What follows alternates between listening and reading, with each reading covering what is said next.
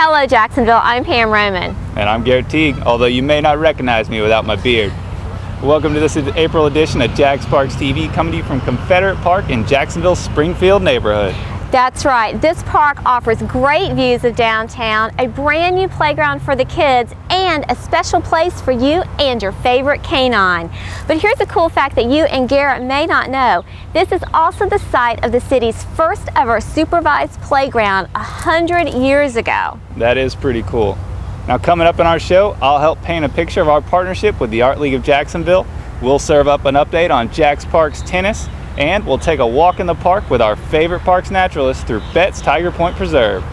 But coming up first, it could easily be described as the city's largest spring cleaning. In fact, this year's St. Johns River celebration boasted the most volunteers in the past 3 years. Let's take a look.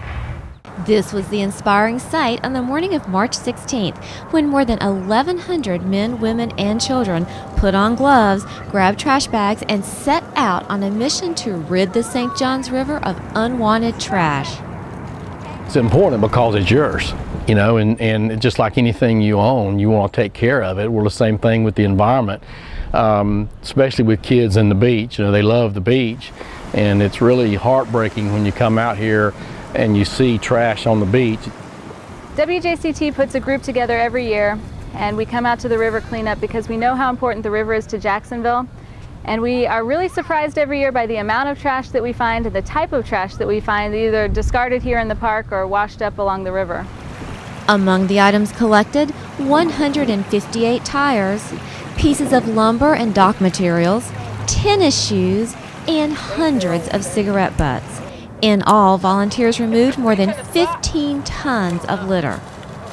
Cleanups took place at 52 locations, including 38 parks and boat launch sites.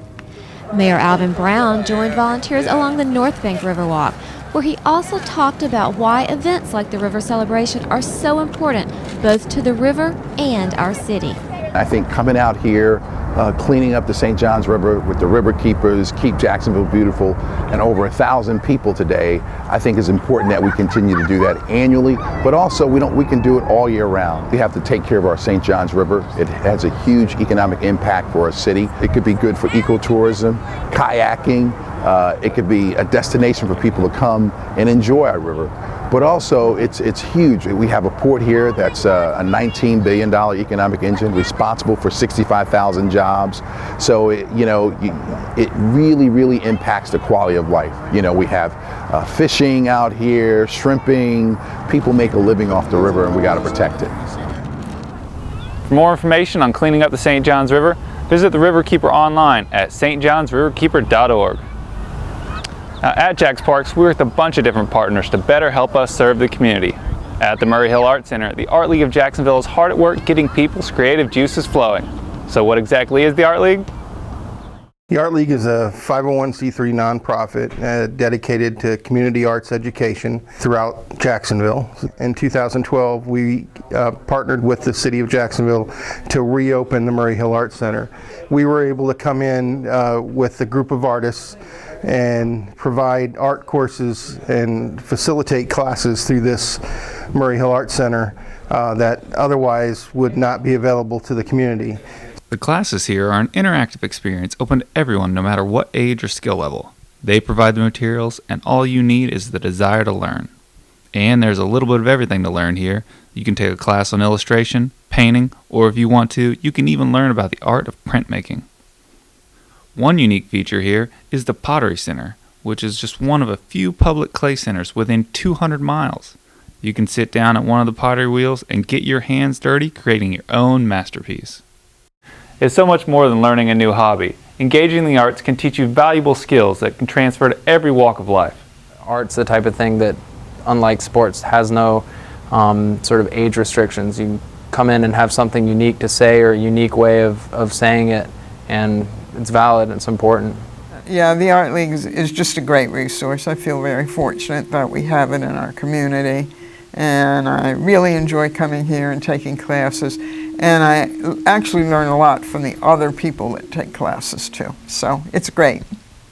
I come here because it's a great class. I love the teacher. I love the kids that come here, and it's a very nice environment. it feels very artsy.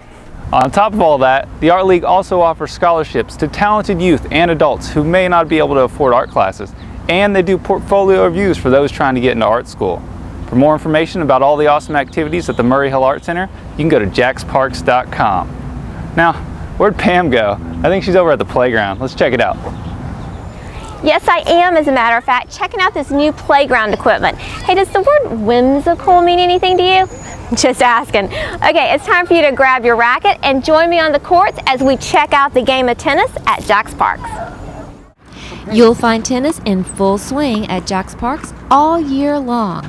3 staffed tennis facilities and more than 150 open play courts are there to serve up the fun, whether you're looking for a casual game or practicing for a major tournament. All right, let's move! JaxParks staffed centers include Boone Park in Riverside, Clanzel T. Brown Park in Northwest Jacksonville, and Southside Tennis Complex in San Marco. They're all affiliated with the United States Tennis Association and have on-site tennis pros who offer lessons for groups and individuals. There is even a special format for youngsters ages 10 and under. With the Jacksonville Youth Tennis Association, we have a 10 and under twice a week program that lasts for 7 weeks. We do private lessons and group lessons that I do with kids that are aspiring to play high school tennis or beyond. The fact that when they started with the 10 and under program, we thought this is it. This is what we've been looking for, something that she can get out, get the exercise, but she loves it. And so the confidence that it builds in her and instills in her is just amazing as we've watched her grow in the last couple of years. Boone and Southside complexes offer fee-based memberships to use their mix of hard and clay courts. Members can participate in league play, reserve courts, or sign up for lessons. But visitors can also schedule court time. It's all about making recreation activities like this more available to you. Well, I have to confess, I'm not really a tennis player, but being out here on the courts watching everyone else have so much fun has really piqued my interest in the sport. I asked Carol, what can a beginner like me expect? Outside of the 12 courts we have, both hard and clay, the instruction is geared towards any level. If you've never played before, we'll give you private lessons to see exactly where you are and then give you a personal improvement plan to see whether or not you need additional lessons or you can be infused in teams already if you have a background. It's a lifetime activity, and I'm sure you can keep it in the lines. It's a serious sport for some, a fun sport for others, and a great sport for everyone to try. And the best part about the game of tennis at JaxParks, it keeps getting better. More information is available online. Just go to JaxParks.com and select the athletics link. We also invite you to share your favorite tennis stories with us on Facebook at Friends of JaxParks. For JaxParks TV, I'm Pam Roman. Looking for something to do on the weekends? Well, we're headed out to Betz-Tiger Point for another installment of a walk in the park.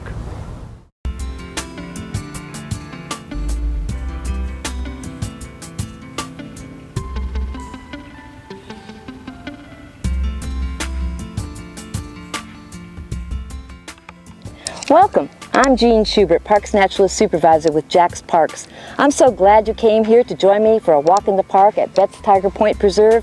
It's an awesome place to visit, located at 13990 Pumpkin Hill Road, and it's open sunrise to sunset 7 days a week. Let's have some adventure and check out what's here. Come on.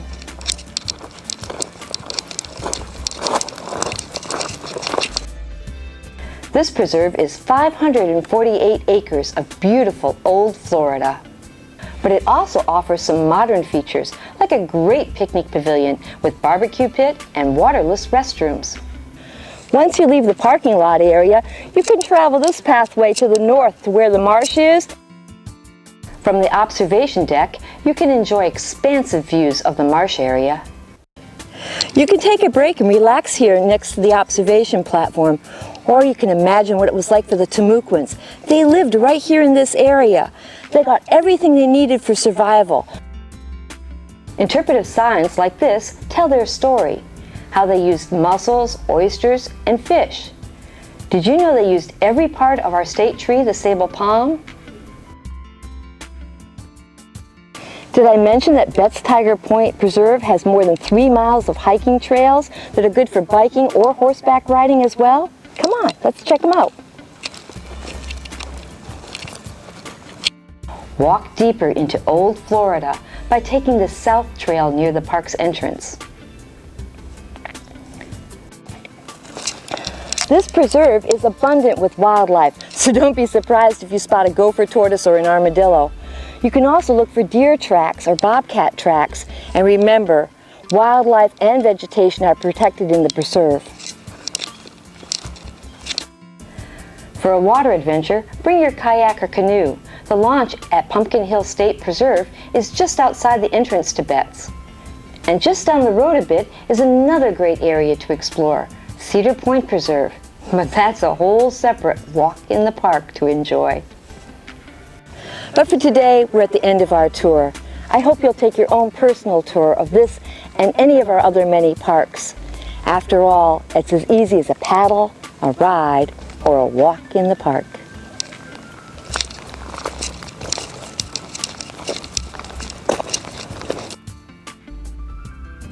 That's it for this edition of JPTV. Thanks for watching. You can check us out online at JaxParksTV.com, where you'll find more stories and episodes. And while you're at it, please join us on Facebook, Pinterest, Twitter, and YouTube. That's right, they're an awesome way for you to talk with us about this show, parks, summer activities, and you can even vote on whether or not I should regrow my beard. In all seriousness though, we really do want to hear from you. That's right, and we also want to see you back here next time. And until then, we'll see you in the parks. Tennis, and we'll take a walk in the park. Stop doing that. You're like lassoing. I don't know what kind of tennis you've ever played. And we'll serve up an update on JaxParks tennis, and we'll follow our favorite parks naturalist for a walk in the park through Betz-Tiger. Oh, that was good too, huh?